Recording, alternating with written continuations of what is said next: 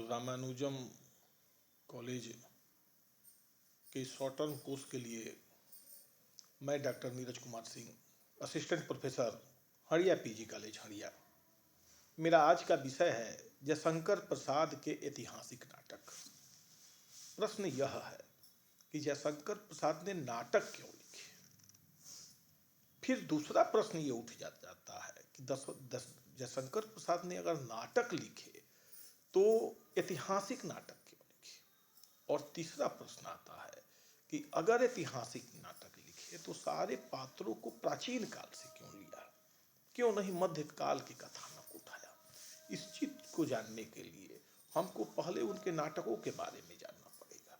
जयशंकर प्रसाद ने उर्वशी, अजातशत्रु, चंद्रगुप्त, राजश्री और ध्रुव स्वामिनी जैसे नाटक लिखे।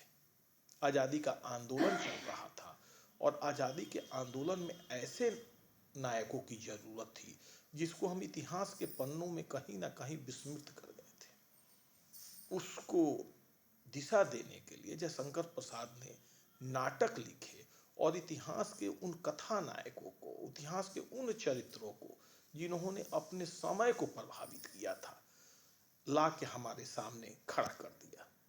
अब दूसरा प्रश्न होता है कि अगर लिखा तो कथानक प्राचीन काल का ही क्यों लिया, क्यों नहीं मध्यकाल का लिया, क्यों नहीं आधुनिक काल का लिया। प्राचीन काल का कथानक लेने से उनका केवल तात्पर्य यह था कि आज़ादी की लड़ाई अंग्रेजों के खिलाफ चल रही थी और इसमें हिंदू और मुसलमान एक होके लड़ रहे थे। मध्यकाल का इतिहास हिंदू मुस्लिम संघर्ष का इतिहास था। अगर कथानक मध्यकाल से उठाते, कोई भी राणा प्रताप या कोई भी उठाते, तो उनका टकराव कहीं ना कहीं मुस्लिम शासकों से हुआ था।